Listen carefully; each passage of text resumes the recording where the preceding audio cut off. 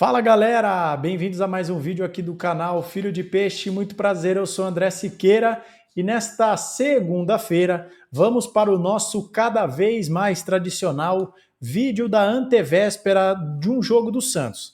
Nesse tipo de vídeo eu trago para vocês uma discussão de uma possível escalação, uma alternativa tática de escalação para que a gente possa tentar combinar o que tem de melhor no elenco do Santos com aquilo que tem de melhor no nosso adversário. Na próxima quarta-feira, a partir das 8 horas da noite, Santos e Flamengo se enfrentam na Vila Belmiro em partida válida pela 14ª rodada. O Peixe não jogou na 13ª, num confronto que seria contra o Palmeiras, porque o jogo foi adiado em razão da agenda prévia do Palmeiras no Mundial de Clubes. E, aliás, o Santos entra em campo num cenário mais favorável ou menos desfavorável a ele. Por quê? O Santos poderia entrar em campo contra o Flamengo nessa quarta já na zona do rebaixamento, mesmo sem jogar, o que colocaria uma pressão extra em cima do time comandado pelo Kleber Xavier.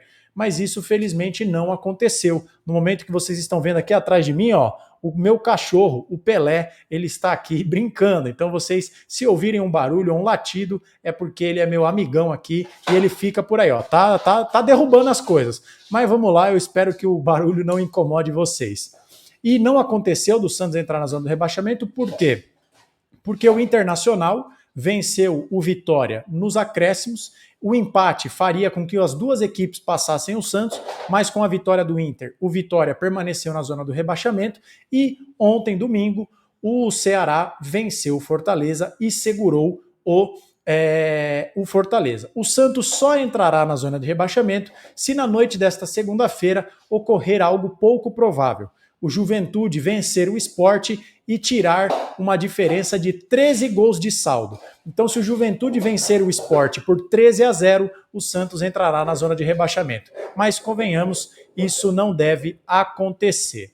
E para esse jogo de quarta-feira, o Santos tem, portanto, uma oportunidade de ganhar do líder do campeonato e de, quem sabe, afastar de vez essa sombra do rebaixamento. Para essa partida, o Santos não terá Rolleiser e também não terá William Arão, que já foi apresentado, treina normalmente, mas ainda não tem condições de jogo. Ele que jogou pela última vez em maio e nós já estamos aqui terminando a quinzena de julho. Do lado do Flamengo, o lateral esquerdo Alexandro teve uma lesão na coxa, não deve jogar e existe uma dúvida em relação ao seu reserva imediato, Ayrton Lucas, que entrou no lugar do Alexandro, mas olha, sofreu uma pancada, abriu um baita de um corte na sua perna, ele chegou a ser hospitalizado, teve alta nesse domingo, mas nós não sabemos se ele terá condição de jogo. Mas as escalações mais detalhadas nós vamos debater, evidentemente, no vídeo de amanhã, o nosso tradicional pré-jogo, em que a gente passa estatísticas, informações e traz, de uma vez por todas, a escalação do Santos. Lembrando que o Santos treina hoje, segunda-feira, 3h30 da tarde. Eu estou gravando esse vídeo agora, são 10 horas e 19 minutos. E amanhã, terça-feira, o Santos treina neste mesmo horário, 3h30 da tarde. E joga na quarta, a partir das 8 horas da noite. E nesse vídeo, já vai aqui um spoiler das possibilidades de escalação do time do Santos. Bora para o campinho para a gente debater essas possibilidades? Então vamos lá, sem mais delongas. Peço para que você deixe o seu like. Eu esqueci de pedir o seu like, a sua inscrição, o seu comentário e o seu compartilhamento. Beleza, gente? Então vamos lá. Bora de campinho. E o Pelé tá tocando o terror aqui. Né, filho? Ei, rapaz. Quer ficar famoso? O Pelé quer ficar famoso. Gente, vamos lá então. Vamos com uma provável escalação aqui do Santos, né? E aí eu vou mostrar para vocês já sem perder muito tempo. Eu deixei o Tiquinho aqui, ó, pronto para entrar, porque na verdade eu tenho uma dúvida para esse jogo. Se você não assistiu, eu vou colocar no final desse vídeo, no canto superior da sua tela, um cardápio de um vídeo que eu sugiro para que você veja, que é análise tática da pressão que o Flamengo faz quando não tem a bola. E neste vídeo da análise tática do Flamengo, eu falo que quando o Flamengo sobe as suas linhas e pressiona o time adversário, você tem basicamente duas formas de sair dessa pressão. Ou uma troca de passes intensa, rápida e correta, não adianta acelerar o jogo se você entregar a posse para o seu adversário, ou então, quando você tem muitos jogadores do time adversário sufocando a sua saída, você busca a ligação direta. E se o Santos tentar a bola longa, aquele chute direcionado para um dos atacantes, eu acho que o Tiquinho Soares aumenta a sua chance de começar jogando. Porque, sejamos sinceros, é pouco produtivo o Santos ficar lançando bola para o David Washington, que é um jogador franzino, além de estar num momento técnico muito ruim, e também o Neymar recebendo de costas para disputar de cabeça com o Léo Ortiz e com o Léo Pereira, não me parece muito inteligente. Mas você teria então o Tiquinho justamente para ser esse cara da parede, de fazer o pivô, de ganhar os duelos por cima. Ocorre que eu também disse no vídeo deste domingo que o Flamengo é o time que mais tem a posse de bola no Campeonato Brasileiro. E por isso, me parece claro que o Flamengo vai ter a bola e o Santos vai precisar do contra-ataque. E aí, o que joga contra o Tiquinho Soares é a sua pouca velocidade. Então, eu tenho essa dúvida. Se por um lado eu acho que o Tiquinho pode ser útil por essa sustentação no jogo aéreo, eu acho que ele pode ser um obstáculo aos planos do Santos se o Santos tiver o contra-ataque como plano de jogo. Seja como for, eu escalaria o Santos desta forma que está no campinho. Um 4-4-2 ou 4-3-1-2, se você preferir. Da seguinte forma: Brazão, Escobar, Basso, Luan Pérez e Souza, Rincon na cabeça da área, Zé Rafael, o bom tempo ganhando espaço no time titular, o Barreal deslocado da ponta direita para o centro para a armação de jogadas, Neymar e Guilherme por aqui.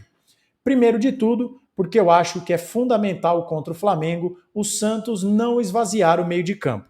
O time do Flamengo marca de maneira individual e se o Santos jogar naquele 4-3-3, mais ou menos dessa forma aqui, ó, vamos supor que o Santos jogue dessa forma. Dessa maneira, o Flamengo tem a marcação facilitada, encaixada.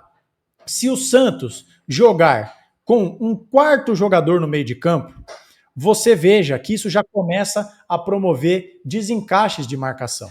Isso vai obrigar o Flamengo a tentar igualar o jogo por dentro. E aí você começa a mexer as peças desse tabuleiro. Se o Santos tem 4 jogadores de meio de campo e o Flamengo se defende com 3, quem é que vai compensar? É o Luiz Araújo que vai acompanhar por dentro? Mas aí você abre espaço para o Souza. É o Bruno Henrique? Será que o Felipe Luiz vai desgastar o Bruno Henrique e aí tirar dele a chance de ser uma válvula de escape quando o Flamengo tiver a bola? O Bruno Henrique já é um jogador veterano. Se o Bruno Henrique acompanhar por dentro, abre corredor para o Souza. André, não vai ser nenhum dos dois. Luiz Araújo e Bruno Henrique vão fazer aquelas sombras nos laterais. Perfeito. E aí? Um dos laterais vai quebrar essa linha para fechar por dentro? Você vai tirar o Plata daqui e você vai dar liberdade para os zagueiros do Santos saírem jogando? Ou, eventualmente, um dos zagueiros do Flamengo vai quebrar essa linha? Vocês entendem?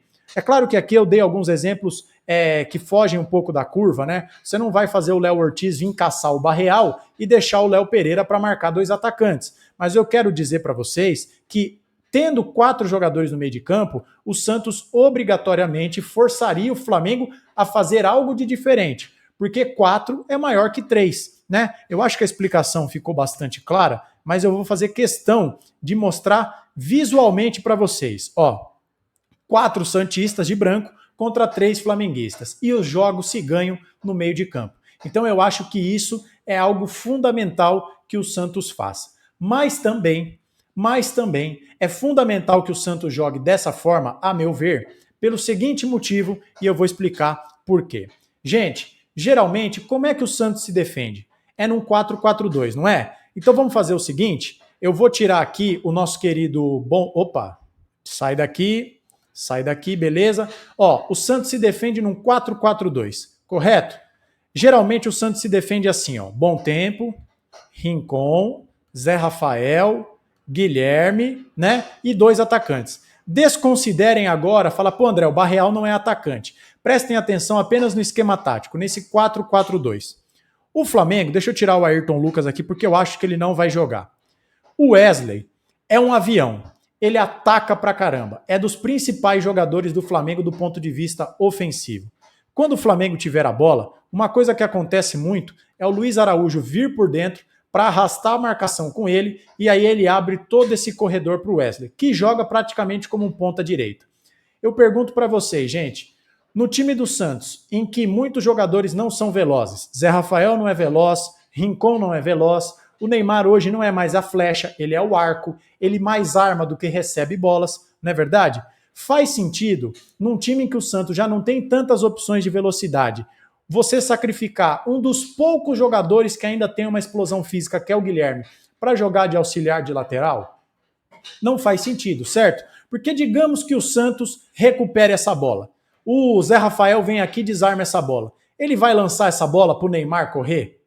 Não faz sentido, não é verdade? Então, no 4-3-1-2 que eu armei, então vamos repetir aqui. Rincon, Zé, Bom Tempo, pode ser o próprio Pituca, né? Mas o Pituca jogando pela direita não combina muito bem. O Barreal, o Neymar e o Guilherme. Nesse 4-3-1-2, você permite que de forma balanceada o Santos cubra as subidas dos laterais com seus jogadores de meio de campo. O Flamengo está escapando pela direita, o Zé Rafael vem para cá e a linha de defesa do Santos balança, ó. O Bom Tempo fecha por aqui, ó, e o Barreal fecha por dentro. Você mantém o mesmo 4-4-2, só que o Zé Rafael faz aqui e deixa o Guilherme aqui, ó, como uma arma nas costas do Wesley. A bola vai para o lado esquerdo, o Bom Tempo fecha, o Barreal fecha por dentro, certo? Fecha por dentro, o Rincon vem para cá e o Zé Rafael fecha a linha de 4 do mesmo jeito. E aí você deixa o Neymar nas costas do Varela, o Guilherme pode flutuar e falar, ó, Guilherme, me deixa aqui, ó, e você balança para cá. Vocês percebem? E aí com isso você deixa o cérebro do time, que é o Neymar, fazendo aquilo que a gente já sabe que o Neymar vai fazer, correndo o mínimo necessário para trás, e você deixa a única flecha que o Santos tem no time titular no contra-ataque, já que o Santos vai precisar do contra-ataque. Dessa forma, o Santos tem uma alternativa de contra-ataque sem precisar recorrer ao Tiquinho Soares. Porque vamos supor que não vai jogar o Bom Tempo, sei lá, não vai jogar o Bom Tempo. E aí o Santos recupera uma bola, o Neymar vai lançar o Tiquinho Soares, gente. Com todo respeito ao Tiquinho Soares, é aquele carrinho 1.0 na subida, uma dificuldade danada. Então, com esse esquema tático que eu mostrei para vocês, eu acho que sem fazer nenhuma revolução tática, 3 zagueiros, etc e tal, o Santos consegue montar um esquema de jogo mais competitivo. Diferentemente do São Paulo, que entrou com 3 volantes, linha de 5, entrou para perder de pouco, o Santos pode, sem abrir mão 100% da ofensividade, montar um esquema tático mais competitivo, que povoe o meio de campo e que possa potencializar as características dos seus principais jogadores. O Neymar como armador, não como o terceiro homem de meio de campo, como ele será num 4-3-3, recebendo bola de costas contra um time que pressiona. Você deixa o Neymar como um atacante, onde ele é mais perigoso. Ninguém vai ficar fazendo falta no Neymar no bico da grande área. E nesse formato, com o losango no meio campo, você permite que o Guilherme seja a válvula de escape do contra-ataque. E não como um auxiliar de lateral esquerdo para acompanhar as subidas do Wesley. Eu gostaria muito de ver essa formatação, mas sinceramente, acho que ela não vai acontecer. Mas o meu dever aqui é esse. Vocês sabem que o canal tem esse intuito propositivo. Então, eu apresento essa ideia para vocês. Gostou? Como você escalaria o time do Santos? Comente, quero saber a sua escalação ideal. E não se esqueça de que na quarta-feira, quando acabar o jogo, você já está convidado para o retorno triunfal das nossas lives pós-jogo. Beleza? Ótima segunda-feira, comente, se inscreva se for novo por aqui, rumo aos 15 mil inscritos. E não esqueça do like, que é muito importante. A gente volta a qualquer momento com qualquer novidade, mas por enquanto é só. Um abraço para você, se cuide e até mais. Tchau!